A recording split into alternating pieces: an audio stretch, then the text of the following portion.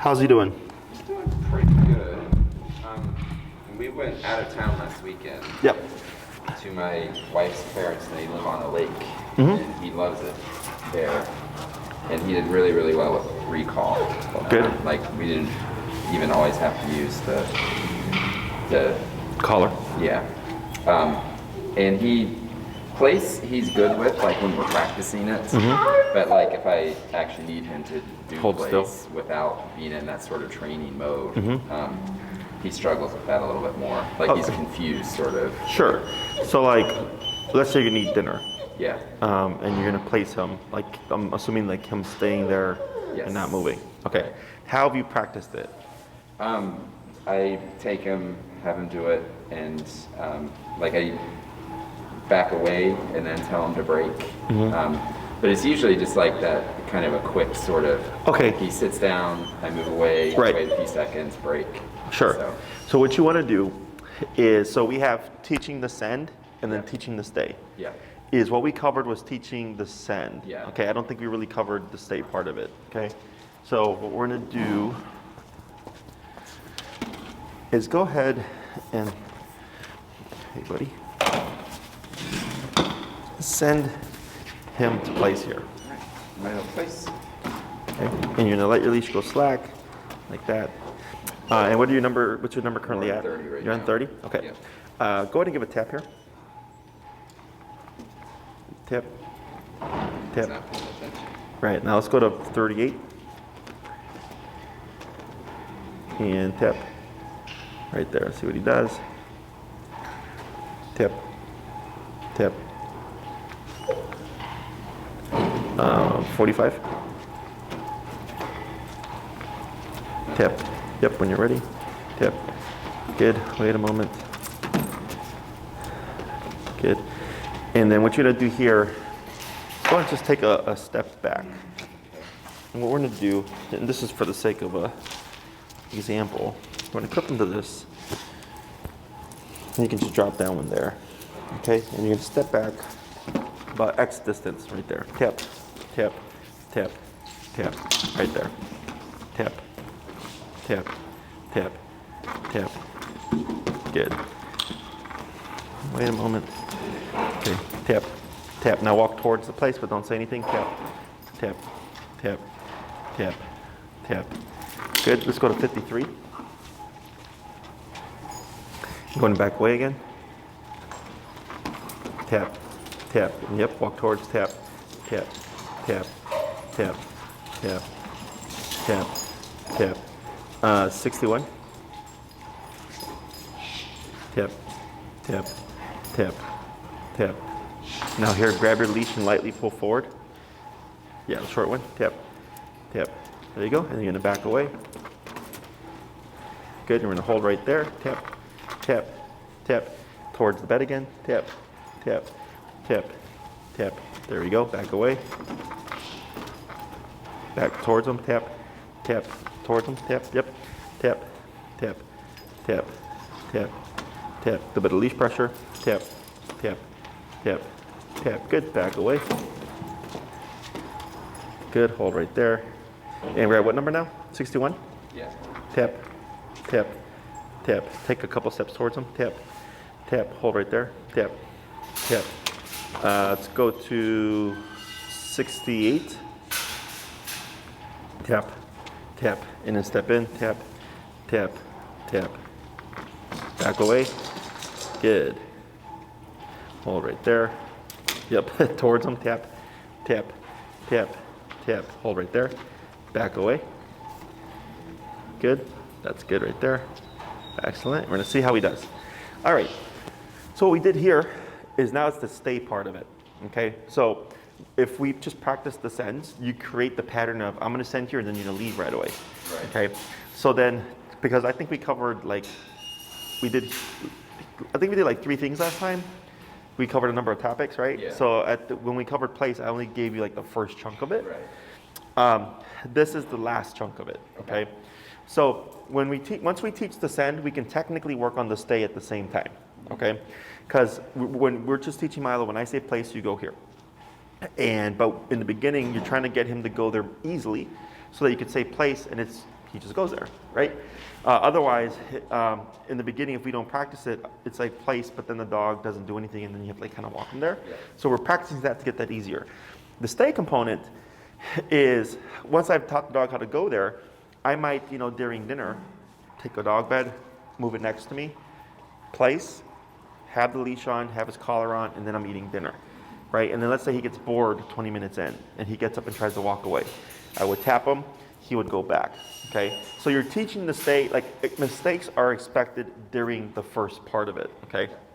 So whenever we do the stay part, I always tell people in the beginning, always place the dog when they're nearby to you, okay?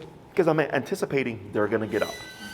So imagine like you're at home, you told Milo place, and you're 15 feet away. You would have had to do this 20 times or whatever from 15 feet away, right. which makes it inconvenient. Right.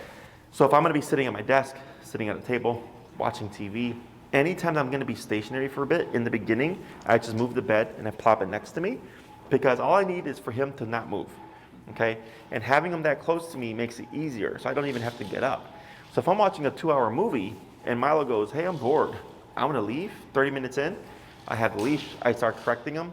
Ideally, he would self-correct with the pressure, or I give him a little bit of leash pressure, go back to watching the movie. 20 minutes later, he's like, I'm bored. He gets up, start correcting him, leading him back, right? So it's kind of what you did here, but on a lesser scale. Okay, so here I did this intentionally to give you the concept of how we correct him, okay? And then we gradually just went up on the pressure until we found the number that he started to think twice about. Right. Because before, he would just walk over to you, no problem. And as we started to go up on the collar, he started to hesitate more. And then towards the end, he only kind of went with the 2 feet off, right? So he's like, do I really want to get off? And then you didn't have to walk all the way. You just walked towards him and tapped, and he completely went back on himself, right? So that tells me, cool, I'm getting close to the range where I'm going to send you, and you're going to maintain the position, okay? So that would be our correctional number, okay? So like, let's say I did this at home, the number is 68 or whatever. Yep. I'm watching the movie, he gets up, I tap him, he self-corrects with just the tap of a button. We don't say the word again, because if you say the word, you're resetting the command. Okay, so for a kid, you can tell them, go to your room and don't come out, or you're gonna be grounded for a week. Yeah. And they can apply that. Yeah. Dogs don't do that. Yeah. We can't tell him like, hey Milo, you're gonna go here, and if you step off, we're gonna correct you with the remote. He doesn't understand that. He technically has to perform the behavior, be corrected as he's performing it, and then correct, and it turns off for him to learn what to do and what not to do. Okay, so right now, every time Milo stepped off, you started tapping on the collar, and the moment he went back onto the placemat, it went away. Yeah. So he's thinking, all right, when dad says place, it means go here, but it also means don't follow me or don't move. Okay, so then that's how he starts to learn the stay concept of it, because if you were to say place again, and let's say he did go to place, you're resetting the command. So place is go here, don't move. But in order to teach the don't move, we have to correct him. Right. Okay? If I say place again, he just thinks, oh, I go back here again. But nothing told him not to move. That's where that comes into play. Okay. And I don't say no, I don't say stay, I don't say because they become warnings. Okay? And the problem with warnings is, one, as a human, people tend to feel bad about correcting their dog. Yeah. They want to give them opportunities to avoid the correction, right? Right. I use every opportunity to apply the correction, because that's why ultimately I don't have to use it that much, Yeah. right? When you give those warnings, even if he does respond and you go, Milo, no, and he goes back, Yeah. you're going to be saying Milo, no, a lot. Right. Okay, because nothing's making it mean something. So when my mom, growing up, said don't do that, it was just don't do that. Then I got spanked the first time. Now don't do that meant something different, right? And anytime I got out of line, she was consistent with, I'm going to spank you. So that's why, for me growing up, I knew if I don't want to get spanked, just listen to mom. Yeah. She says don't do something, you just don't do it. It's the only way to avoid the correction. Yeah. But she was super consistent. Yeah. So with dogs, it's the same way. If I'm super consistent with, hey, every time you break a command, this is going to kick in, and then once you correct yourself, it's going to disappear.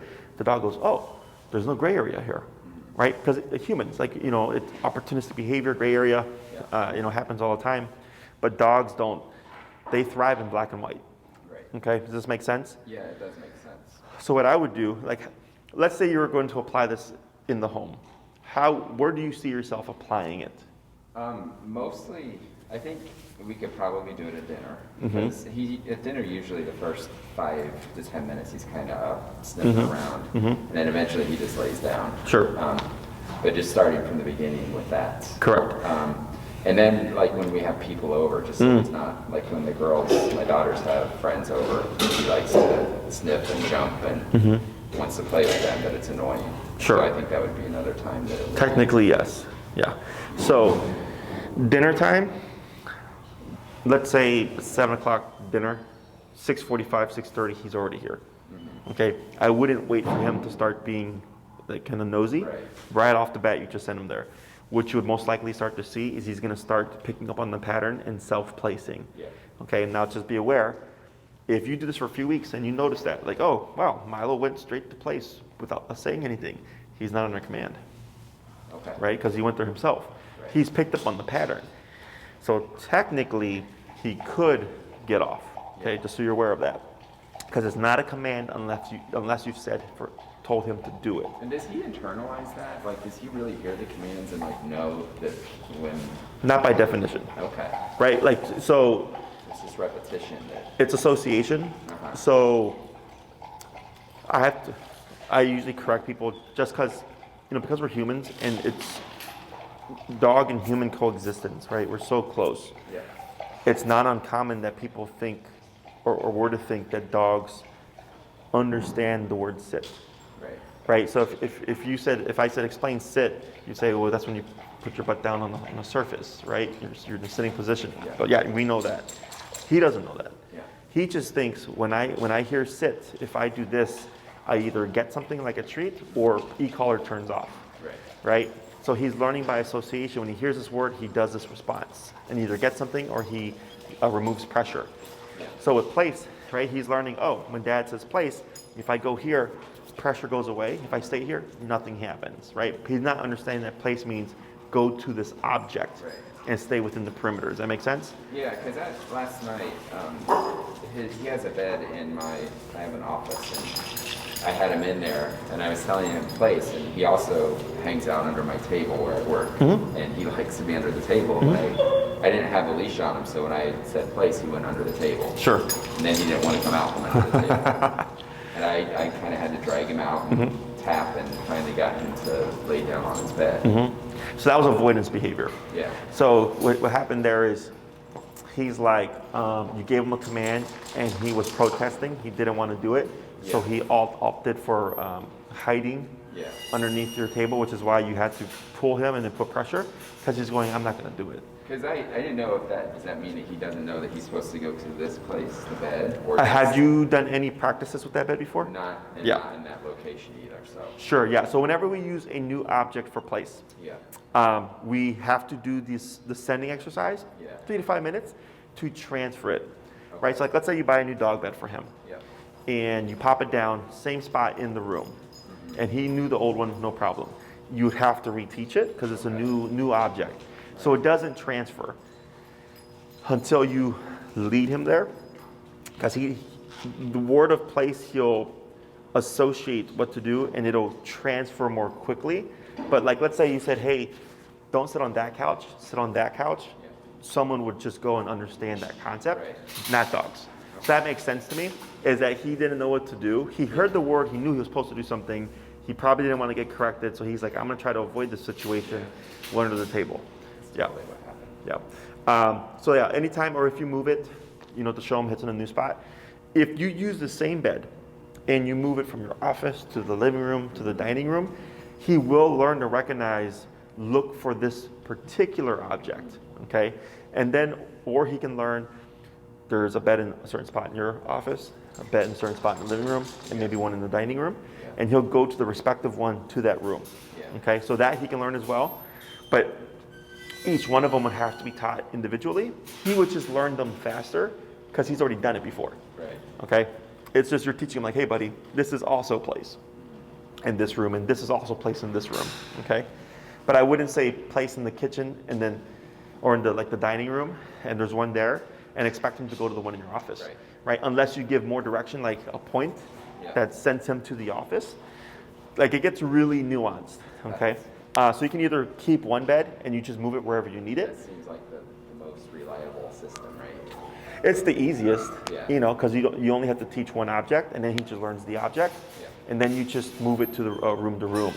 Or you get one for each room, you just work with him. And again, once you do 3 to 5 minutes and he's learned that first concept, you're usually fine. Yeah. Trying to think here. If you want to have one in the car, like let's say I've had clients use like towels or like yoga mats. So if they go to a restaurant or they go to a friend's house and the dog's being too rambunctious, they'll just run into the car, pop it down. But then you would have to teach that towel its place. Yeah. So actually the whole thing with your office happened to another client. She took a towel to a restaurant and she popped it down, but hadn't taught the dog place. Yeah. And told the dog place, and the dog was like, didn't know what was going on. Yeah. And I told her it's because you not practiced with that yet. Right. So I was like, once you practice a couple times, then the dog goes, oh, this towel is also place. Okay? Does that make sense? Yeah. So here in the beginning, he was having a bit of trouble staying put. And then once he hit the 68, now he's been able to hold that position. Right. Okay? So it's the same concept. It's the same thought process with anything, right? If he's not listening, we just start to gradually increase the number. Yeah. And Milo is a fairly tough dog in terms of his resistance to pressure. So don't be, if you're in the home, alarmed if you're like, oh man, I'm at 68 again, right? But as you practice it more, you'll find yourself correcting less, Right. okay? Because you're already at that number. He's like, yeah, I'm not going to deal with that, so I'm just going to stay put, Yeah. okay? Other questions about this? What's he thinking right now? Is he thinking like I'm in place, or is this that we're talking and he's kind of hanging Yeah, he's out? in place. He's just observing. He's chill. I was just checking to see if he's under stress because of his breathing pattern. Yeah. But he's relaxed. He's just observing what's going on right here. Yeah. But what he's just learned is if I step off of this area, the collar goes off. And the moment I go back onto it, the collar goes away. Right. Okay? So he's understanding or associating the concept of like, I'm within a boundary. So dogs understand boundaries and thresholds. Okay? It just has to, because the way that he would think of it this way. We got Milo here, perimeter. Let's say another dog came up, okay? And I'm not saying that Milo's aggressive, but just as for sake of example. The dog comes up, and Milo starts to show his teeth, and the dog tries to get up, and he snaps at the dog. He just created a threshold, and he said, you're not allowed within this threshold. As long as you're out of it, I don't care what you do, but don't come into it. That's a boundary thing, okay? So what you essentially just did was teach him a boundary, and you said the boundary is this bed here. So if you step off of it, I'm going to quote unquote bite you until you go back onto it, okay? But yeah, he is aware that if he steps off, there's going to be consequence, and that's how he's able to maintain this. So it's easier to teach a dog what not to do than it is what to do, Right. okay? Because what not to do is simply aversive or consequence to deter the behavior, okay? And like, let's say you try to add food with this, you could do a couple of things. One, in the beginning, let's say Milo isn't catching on to the send, right? Like we want it to be smooth. Milo place, boom, okay? And let's say for whatever reason, pressure is not creating that. Then what I would do, get some treats. When you send him, everything stays the same, but once he goes, you feed him. Now there's just an extra incentive. So he's like, oh, cool, like I go here, pressure turns off, and I get something out of it, right? And let's say you want to use it during the duration aspect of it. Yeah. Let's say he's here, you got the collar, leash, and everything, you're working on your computer, and maybe you have you can have his kibble, you can even use just kibble for training. And as he's there, maybe intermittently, whenever you have a gap in between emos or something, you grab a couple kibble, you toss it, and you're feeding intermittently, right? And then you do that for a period of time, and then maybe I just feed at the end, okay? But it's additional incentive like, hey, if you're here, you also get something out of it, not required. All the dogs, like we have Jane right there that's sitting there. We have Harley who's crying like a little baby. And then we got Moose right there. Yeah. Right? And those guys will be there for like 2 hours. This is her first time boarding with us. I trained her. The first day she kept trying to get off. Same thing with Milo. We kept correcting her, but since she's tethered to the column there, she can't get anywhere. She kept jumping back on. Now she stays put. Okay? But we didn't use any food or anything like that to incentivize her. We just simply go, nope, you're not going to do that. You're going to stay put. Okay, so it's really your personal preference. I don't care how you approach it. If you want to balance things out more, food is a great way to do that. If you don't want to always use his treats, you can also just use his meal for the day. Yeah. Okay? Like, where is she? Oh, she's sleeping. We have a Doberman puppy who's really, really good. And all her food is earned in training. Okay, so the only way she eats is if she's doing training and she's doing e-collar. So her food is throughout the day. Okay? So I'm not against it. It's just that it's more complicated for people. Yeah, it's complicated for me. Yeah. Just even like doing break with him, I always forget to bring treats and Toss it, yeah. Like I just think he should be intrinsically motivated. Sure, yeah. I mean, I just don't think about doing it, especially like on walks and stuff like that. Yeah, it's not necessary, in my opinion. Because it's, growing up, it was just, you don't do things. Right. It's expected that you don't do things. I didn't get cake for like not bullying kids. Right. It's just expected you don't bully kids, right? Yep. And it's expected that you do your homework, and it's expected that you clean your room and you wash the dishes. It was just expected, right? So it's the same thing for dogs when it comes to obedience. When it comes to like paw, roll over, sit pretty, spin, those are fun things. Like, oh sure, you grab your treats and you do all that stuff, but sit, stay, down, come, place, heel are meant to be functional. They're meant to allow you to do things with your dog so that they're not always getting in trouble. They have more freedoms because now you can take them out, let them off leash, and let them run and explore, and know you can get your dog back. It's meant to be functional. They're not meant to be cute tricks that dogs do. So that's the stuff that I expect them to do. Everything else we would absolutely, if I train more advanced obedience, we use food because it's too complicated to do with just pressure alone. Okay? Other questions? Not about this stuff, but he has destroyed our backyard. Oh, sure, digging? And digging and chewing. Like we have a lattice on our deck that he just pulls pieces off, and we're getting a new deck anyway, so I'm not overly concerned about that. But what can I do to get him to not? Is he left unattended? Yes. Okay, that's the big problem. Yeah, I just need to go out with him, and if No, so I'll give you the options. yeah, So think of leaving him. So think of him as a 3 to 4 year old child. yeah, Forever. Okay, I was gonna make that aware to people. Forever. So it's like kids, right? You leave a 3 to 4 year old child alone. I know my mom used to say this, but she would say like, kids are loud, and when they're quiet, they're getting into trouble, right? It's kind of the same thing for dogs, right? They're quiet, they're getting into trouble because they're like 3 to 4 year old kids. And left unattended, like I remember my brothers one time drew all over the hallway with their crayons, and they were super quiet. And my mom realized like, hey, why is it so peaceful here, right? But she was not paying attention to him. So that's gonna happen because when he's in the yard by himself, he's gonna get bored, right? He's gonna be like, I chew on stuff, I can pull this out, I can dig here, I can do this, right? That's how dogs entertain themselves. However, and he doesn't understand that the patio is yours, right? That you've paid for the fence or whatever. He doesn't understand that concept like we do. I tell him when I send him out to the house. So what we would do here is one, yes, you would be out there with him, okay? And if it's not to say that he won't do it, but a lot of times dogs are just, they're like, it's just them. So like, I'm gonna do stuff with what I have. If you're out there, he might wanna engage with you. If he does try to do it, whether you're present or not, you would use your collar, okay? And you would correct him. If you're trying to get him to behave and you not be out there, he would be outside, but then you'd be watching from inside.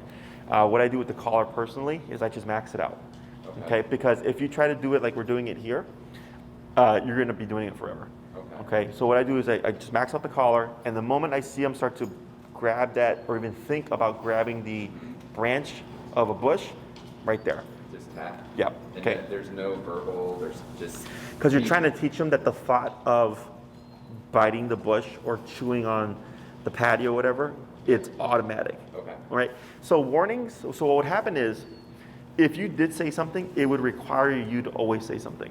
Right. Because you're thinking, hey buddy, don't chew on that, and expecting them to understand that phrase and apply it futuristically. Right. But people do that. Right. He just goes, no one's here. So when he goes for it, if you hate and you say no, he goes, oh, okay, right? Yeah. But then 20 minutes goes by, he's like, well, what about now? Right. He's like, no. So then you constantly have to tell him no. So if he just gets a correction and a very harsh correction, he goes, crap. Thinking about trying to, and ideally you do it prior, Right. when you see him thinking of, because then he's like, it's not even worth thinking about doing it Yeah. is the most effective, okay? Now, what you might find is for 2 months, let's say you do that for a couple of days, and you're like, he's been out there for a couple of weeks, he doesn't bother with it anymore. 2 months later, what happens today? Yeah. Try it again, okay? So that's the thing about leaving dogs unattended. Yeah. If it's for a short 5 to 10 minute period, whatever, and you can watch them from the inside and stuff, it's fine because you can reinforce things. Yeah. But almost always, at some point, even after harsh corrections, if the dog's unattended, they're gonna think, well, what about today? Okay. He tends to come, like because I've been doing that, and if I tap, he just comes up to the door and then thinks it's time to come in, or he's supposed to come and get next to Yeah, me. what I do is just ignore. Okay. Okay, because like let's say he does come back, and then you're like, well, I'll just let him in. Yeah. He's thinking that's what he was supposed to do. Okay. So I just ignore him, and then he'll sit there, and like maybe 10 minutes later, he's like, all right, he'll get up and start walking around again.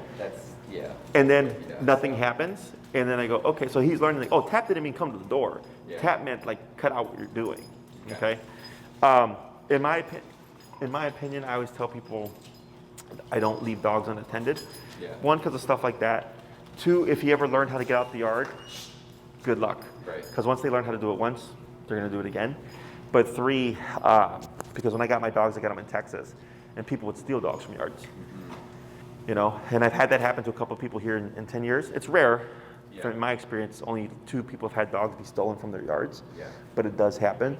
In Texas, it was definitely a lot more prevalent because dog fighting is more of a thing down there. But my whole thing is just not leaving dogs unattended because of that reason as well. Yeah.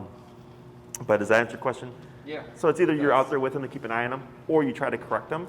But then there has to be always, to some degree, some kind of vigilance to make sure that he's not destroying stuff.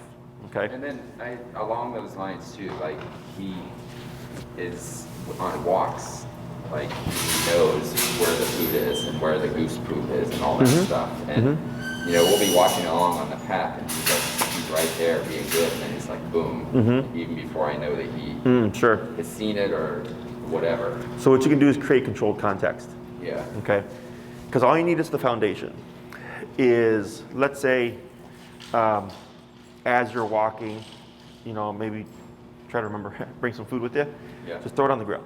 Yeah. Okay. Walk down a few paces, then pivot and walk back.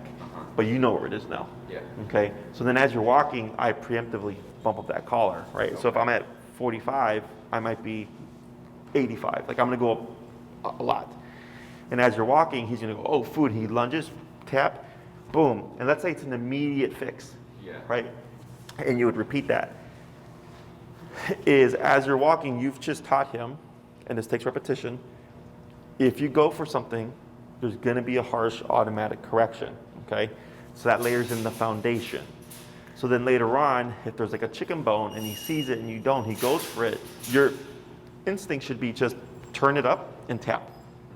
Don't care where you land to correct him, but he's already done it once. Right. So this should be easier to correct in another situation, Okay. okay?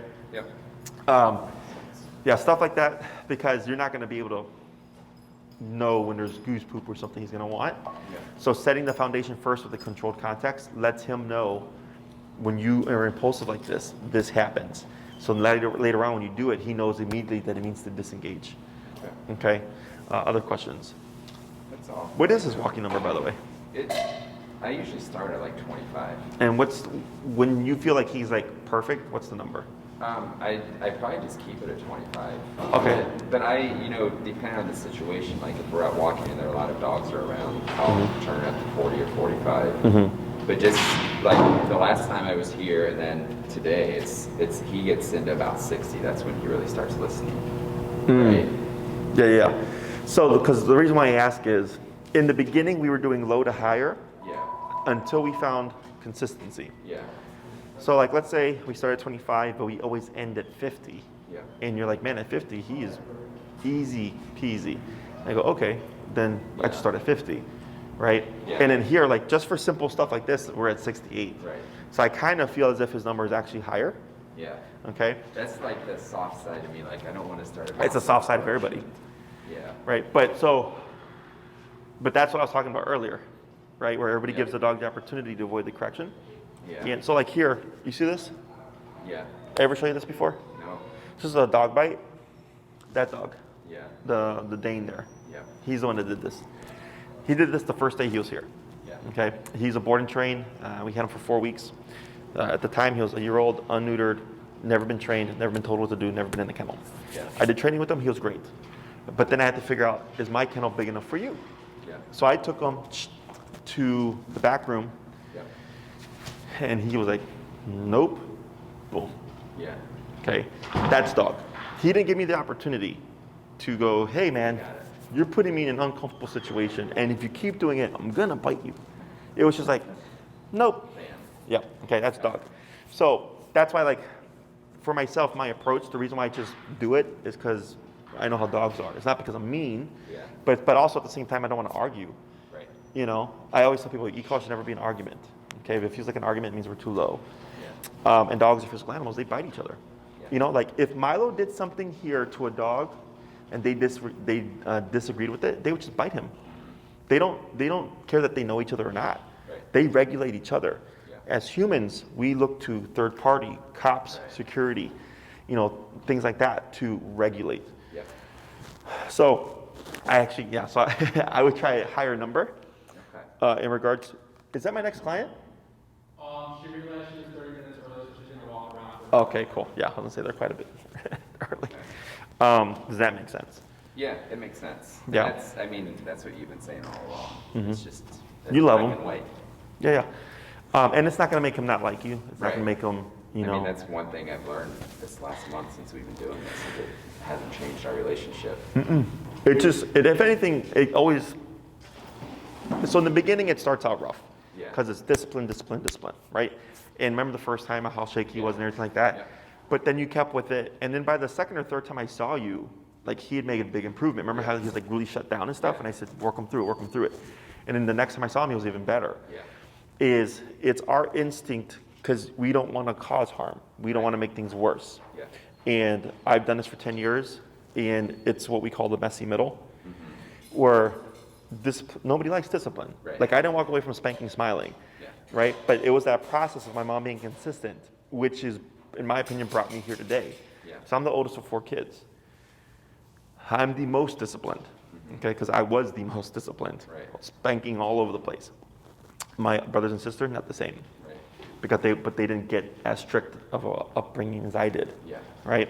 So it's the same thing for dogs, and obviously in that time frame, like I wasn't like the whole fear, like, well, I don't want to get spanked, right? I don't want to get consequence, whatever. Same thing for dogs in the beginning. But then once you start to do more with them, walk them more, take them out, let them off leash, let them run around, all that stuff, it starts to balance out the punishers in the beginning, right? Because now it's like we're doing more stuff. Yep. And then you start to see the dog open up a lot more, Yeah. you know? But definitely something that's super common, happens with almost everybody, where even the people that think that they're tough, and then I'm like, until we start doing this, and I'm like, and you can still see the soft side of them coming through. Yeah. So normal stuff. I think he's a good dog. Yeah. He's tougher than we think he is. Yeah. Okay, especially because of his breed as well, and his kind of teddy bear look. Yeah. You know, people see that, they're like, oh, he couldn't be a tough guy, but he's up there. Right. You know, he's half that power. So, other questions? No, I don't know, his collar, Mm-hmm. like I loosened it up a little bit from the line that we had set the first time. Sure. And I just added a link to the Prong? to the prong as well. And I think it's maybe just because his hair's a little bit longer. But I was noticing when I put the e-collar on yesterday, it really felt like it was stuck in there. Sure. So here, Yeah. I can get my hand in there. Okay. Okay. So this can probably still be a notch. Well, this is a notch lower than what is normal. So he's typically there. Yeah. Yeah. So here, because the way what we go by, and actually when he stands, it changes things up a bit. Actually, that actually seems fine. When he was laying down, I think the way his neck was. What I care about, I got my hand in there again. What I care about is consistency. Okay. Okay.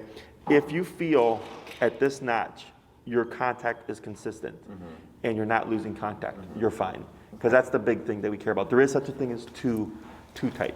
Yeah. Okay. In regards to your prong collar, Yeah, it's prong collar seems pretty good. a little bit loose, I think. But I was just having trouble getting the stretch to put on him. And Yeah. No, this is good because you want to have some give here, Okay. So that when you do the contraction, It actually. and then actually comes back to no pressure. So that seems fine. As long as your contact again is consistent, I think you're good to go, because he could have put on weight too. Yeah, I think he is putting on weight. I think we feed him too much, but How much does he eat a day? he eats 4 cups a day. Okay, how much does he weigh? He's probably about 75 now. And just going by the bag, I think he's supposed to get like 3.75. I was gonna say, yeah, he's probably like at 3.5, 3.25, 3.5, 3.75. Because we go by here. Yeah. So you can feel his ribs, but you can also feel like there's a layer between his ribs. Yeah. Because he should be like this, and you can see how there's a little bit of a dip on the hindquarters. Yeah. That should be a little bit more pronounced. Yeah. He is furry, so I can add a Yes. little bit to it.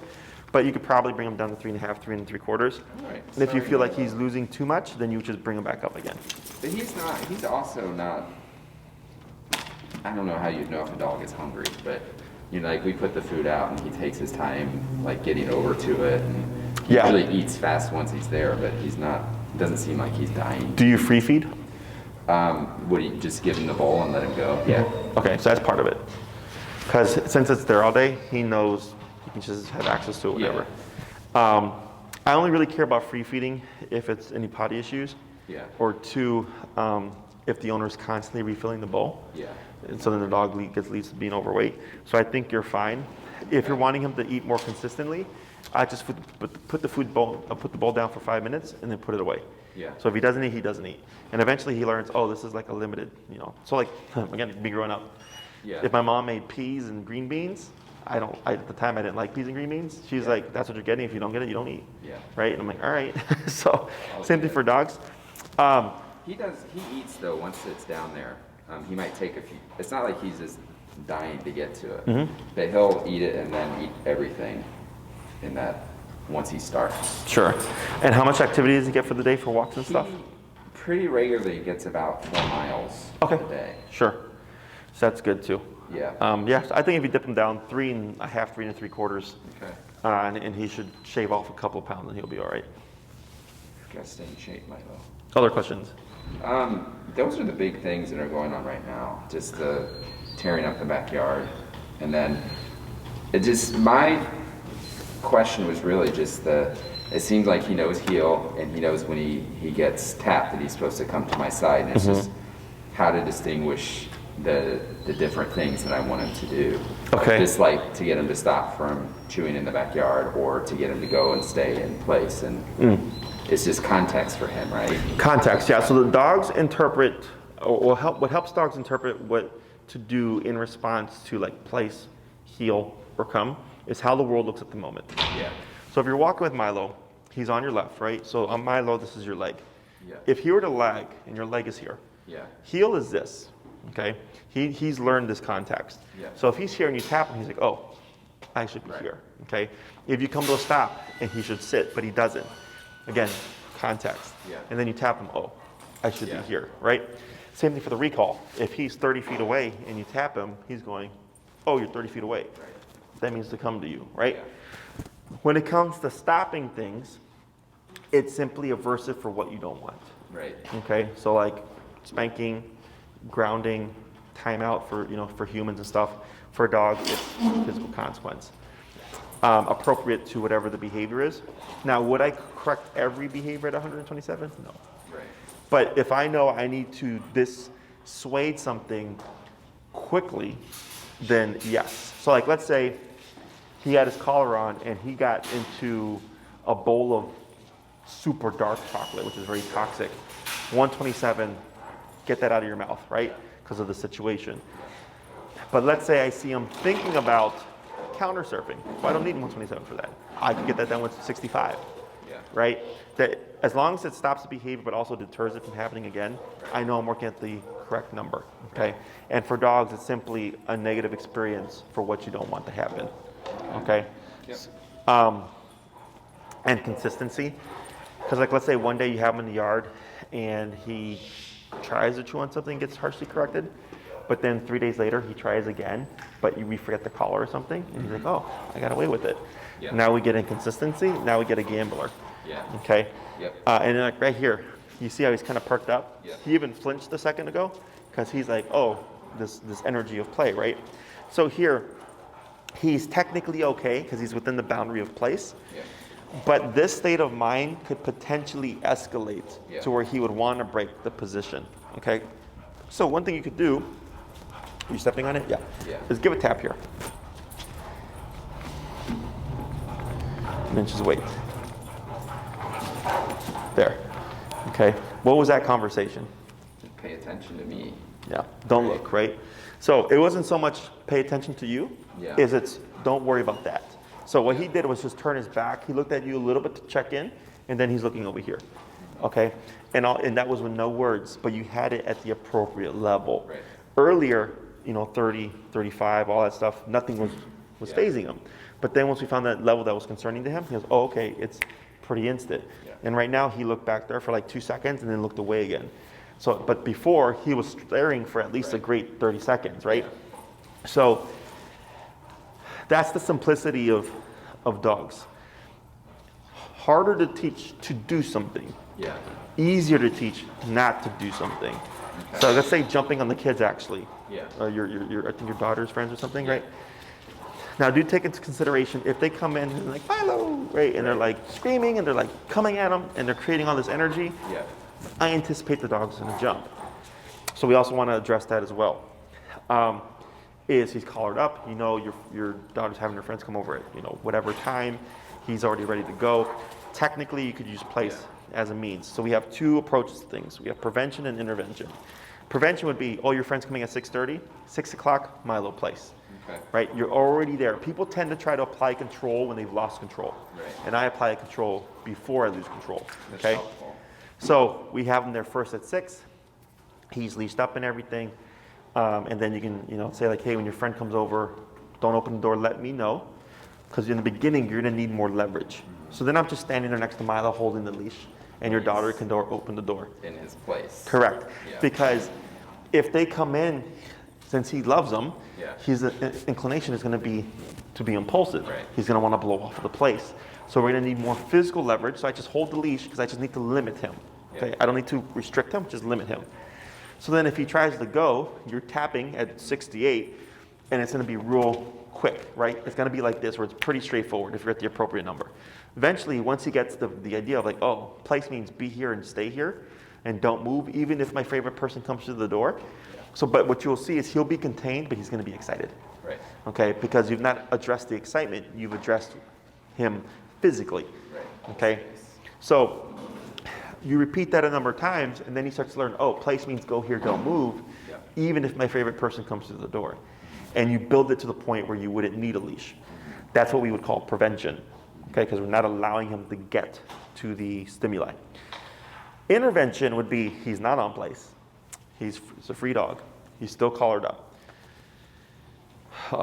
Your daughter's friend comes over. He gets excited, and you go, excitement is fine. But then you see him go over and you see him think about jumping, boom, you would correct. And you're saying, don't think about jumping or don't jump. Yeah. So when he performs the behavior you don't want, you simply correct. Yeah. So he's learning, I can say hi, I can wiggle, I can walk around them, I just cannot jump on them. Does that make sense? Yeah, it does. So there's no right or wrong there. It's really good what's gonna work best for the moment. Prevention is definitely more work, because you're keeping them contained, right? That's why I say it's harder to teach what to do than just what not to do. Yeah. And then easiest if he's loose, and you can even keep him on the leash as well, just to give a little bit more leverage, because you just want to limit what he can do. And then the moment you see him getting jumpy, you just correct, and then when he goes back on the ground and he's fine, we don't do anything. So he starts to learn, when people come over, if I get jumpy, I get corrected. If I don't get jumpy, nothing happens. Yeah. So then he just learns to be excited and around them, but not be jumpy. Okay? So there's no right or wrong. It's just what's going to work best for you within that moment. Okay. Questions on that? He's going to have his collar on most of the time. Well, only when you Between need it. going outside which is fine. I mean, and the batteries on these things are crazy. Yeah. Like I haven't charged this in 2 weeks, and it's fully charged. Yeah. Now this one here, collars die faster. Yeah. But it looks like yours is fully charged because I think it's just blink blue. Yeah. No, they last for a really long time. So, for the walks, right? And then within the home, Because the stationary control, you don't have to have them be stationary all day, Right. right? It can just be for like, okay, an hour here, 30 minutes here, 2 hours here, is as needed. Or like when guests come over, okay? Now is it with the kids, like are kids in and out the house or? They sometimes. Sometimes, Yeah. okay.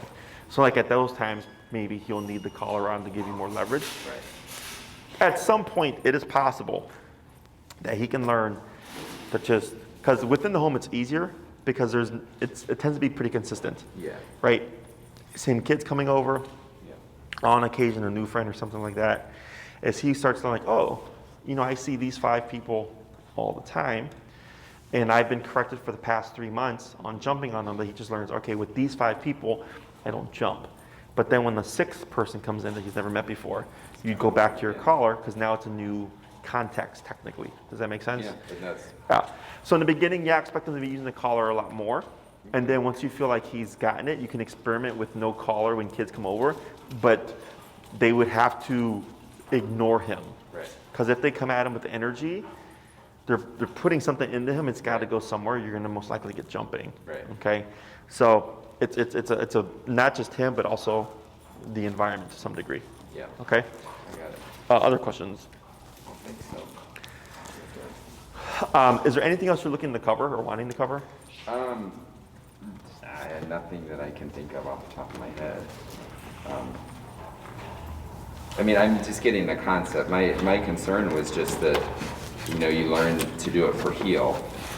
And then, like, when is it appropriate to use it for other things? And I think I just intuitively kind of understand when he's going to pull a piece of lattice off the house that I can tap him then. Yes, so the main concern with using the collar for correcting things in the beginning Yeah. was the environment. Okay, so like let's say you took Milo to Oz Park and you Yeah. took him off leash. Yeah. And he started eating goose poop and we hadn't done recall yet. Yeah. The concern there is if he's not on any kind of long leash, if you corrected him, it would Yeah. spook him and send him running away, right? Yeah. Now that we've covered recall, or if he's in an enclosed area, you're fine as well, because I'm not Yeah. worried about is the dog gonna book it Right. if the consequence is too harsh. Yeah. Does that make sense? Yep. So all that stuff in the home, within enclosed areas, feel free to use the remote. If it's an unenclosed area, you're still in the process of teaching the recall, because recall takes time to get super solid. Yeah. Okay, so that this way, like if I took my dogs out and I accidentally gave them 100 or 127 correction, they would run straight to me. Right. Okay, they wouldn't run off. Yeah. But they've been conditioned that I'm not worried if I do that by accident, are they going to run away? Exactly. And you see how he lays down? Yeah. So it would be kind of similar with the kids, but expect it to take longer Yeah. because of the association he has to them. Okay. But yeah, anything in the home you want to stop, anything in the yard you want to stop. If you ever take him to a friend's house and you want to stop him from, like, you know, putting his nose on the counter or something like that, it's simply just tap for the correction. Okay. And he just learns, okay, I don't do that. Okay. Okay. Let me think here. Other questions? He needs a toenail trim, and I bought a grinder. Mm. Do you have any advice on toenails? Has he, have you tried it yet? I haven't tried it yet. I'm afraid. Of what?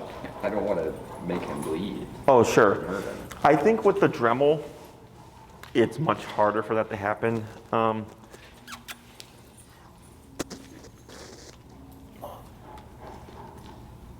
Well, he's got some furry little paws here. Yes.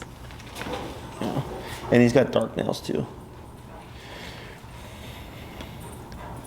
Because with dogs with white nails, it's easier. You can see where the, Correct, what the quick is.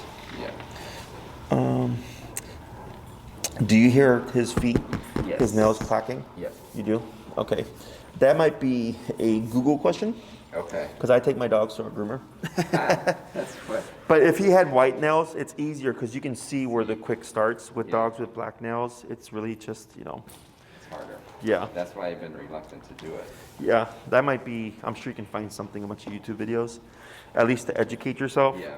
The first, because the question that came to my mind was, how's he going to respond to the Dremel? Yeah. And turned it on just so he could hear it, and he like turned his head, and he doesn't run away, but I know that he's very.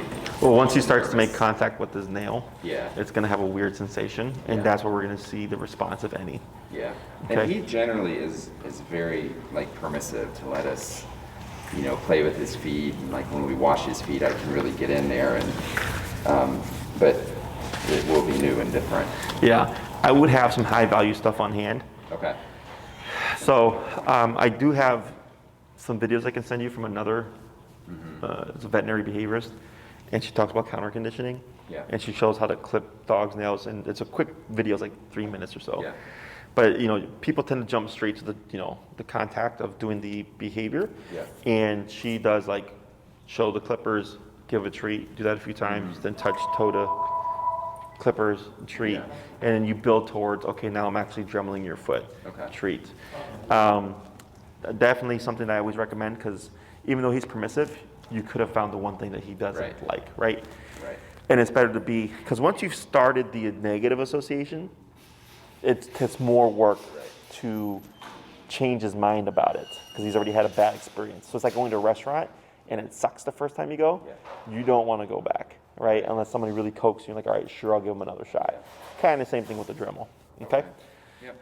But I can send you those videos, and then it's just, I would look into, I'm sure there's somebody's got videos on how to recognize dremeling a dog Yeah. with black nails Yeah. somewhere, Yep. okay? Yep. Anything else? I think that's all. So go ahead and think about what you want to cover, because this is 5 of 6 Right. for your next one. Okay. If you're struggling with people coming over and keeping him contained and stuff, what I can do is I can send Enrique to you, and he can help walk you through it in person, Okay. because it can be hard to transfer what you learned here to that kind of setting. So if you'd like to do that, just let us know. So if you want, you can take a couple weeks to practice everything, and then schedule your last one with me. Or at that point, we might even be at Oz Park, so we can even have our last class at Oz Park. Or you can try doing the whole place work stuff, see how that works for you with the kids and everything. And if you feel like you're struggling with it, then we can schedule Enrique to come to you and help walk you through applying that to the home setting. All right. Okay? And so I'll get in touch with Maria and just schedule out a couple weeks later anyway, just so we can practice. And Yeah. I think it would be great to get him at the park too, just to see him. For sure, yeah, because it's going to be different, I mean, I'd love to train year-round outside, but obviously with the snow and cold and stuff. Yeah. So yeah, within a few weeks, because I'm already thinking of transferring back to Oz. It's just obviously the weather is a little inconsistent, and then it's colder because of the lakefront over there. Yeah. But you can push out as long as you need to. Just Okay. let her know so she knows to clear up the spot. Okay. And then this way we can start getting more people on there. And you can either schedule with me at the park, hopefully by that time, or we can get Enrique to come in and help you do an in-person session. Okay. Okay? And I'll work on that with him, and I'm confident that he will respond pretty well to all of what you were talking about with people coming over, and then working on place too. Yeah, for sure. Now you know the stay component of it, Yeah, okay? Because that's what we missed last time. yeah. Review that with me again real quick. The stay component. So what you're gonna do is pick a time you're gonna be immobile, Yeah, sitting on the couch watching TV, right? yeah. Move the dog bed right next to you. Place, tap them, have them on the leash still. You can step on the leash, put it around your wrist or whatever. Watch your show. Yeah, 30 minutes later, he tries to sneak off. You remote him, Yeah. guide him if you need to, Yeah. and try not to move. You want to remove yourself from that as much as possible, okay? And then he goes back. 20 minutes later, try it again. Yeah. You tap him, he goes back. And then after, you pick the time. If you're going to do an hour, do an hour. And at the end, Milo break, Yeah. he's free. Ideally, if you can find, like, at least once a day, practice it, okay? Whether it's during dinner and stuff like that. I would recommend practicing at on occasion, different times, because he'll be great at dinner time, but then when you need him to hold still when kids come over, it's gonna be different. So also just throwing in other times where he has to sit still, that's outside of the norm, so he doesn't get too set on the routine, right. okay? And then it's really just keeping him stationary. It really just comes down to the level. Okay, with everything, it just comes down to the level of the consequence. So here we were at 68, and after that, like, he's been here the entire time. Yeah. I think he stepped off one little bit, Yeah. and then earlier when you tapped him for the looking, and you tapped him again, like, it was very quick. He just disengaged, no problem, right? So that shows me he's got a good concept of it. it's just the number. Okay. Okay? Yep. Anything else? And then with the break command, just keep working on it with him, like throwing some food and saying break. Yeah. Does he play ball or fetch or anything? He's so inconsistent with that. Okay. But- Yeah, I would do food then. If that's his Yeah. biggest motivator, Yeah, it is. it's just break and just pop a few pieces of meat or whatever. Because that's what he still is confused with that. Like if we're out on a walk Mm-hmm. and I tell him like just break and we keep walking, like he'll kind of go away and then he comes back and then he goes away and comes Oh back yeah. again. So just ignore him when he comes back. Okay. Because if you're like, go ahead, buddy, go play, Yeah. you're giving him attention. Okay. So he's thinking, because remember, he doesn't know what you're saying. Right. So he's just thinking, oh, when I come back, you'd give me something, Okay. right? So that incentivizes him to come back. I just ignore the dog. All right. Okay. And it's just keep him on a long leash and stuff. It's not uncommon that dogs, because it's good because it means he respects what we've taught him. He Yeah. doesn't want to make mistakes. Yeah. But it's a con in the sense of if you're trying to get him to go out and be a dog, he's being apprehensive. Yeah. And it's just about time and repetition. All right. Okay? Okay. Yeah, that's helpful. And that's the same thing with when he does something in the backyard and I tap him and he comes to the Yeah, door. just ignore Just him. ignore him. Yeah, yeah. Okay. If you're gonna let him in like 5-10 minutes later, so there's a disconnect. Because if he comes back to the door and then you immediately let him in, he's gonna create that association. So then if I correct him and like let's say 20 minutes later he's just sitting at the door because he's like, crap, I don't know what caused that, but I want to risk it again. Yeah. Then that doesn't matter because it's been 20 minutes. Right. He's not thinking about the action to the to Yeah. that, and eventually he'll take the correction but continue with what he's doing. Okay, that's how you can tell he's getting the concept of, oh, that just means stop it. It's like my dogs, if I correct them for eating beef poop, they just stop and then continue with what they're doing. Okay, and then he's more in the cautious, overcompensate Yes. kind of phase. Yeah. So, okay, Yep. awesome, good job, Rick. Yeah. So please let Maria know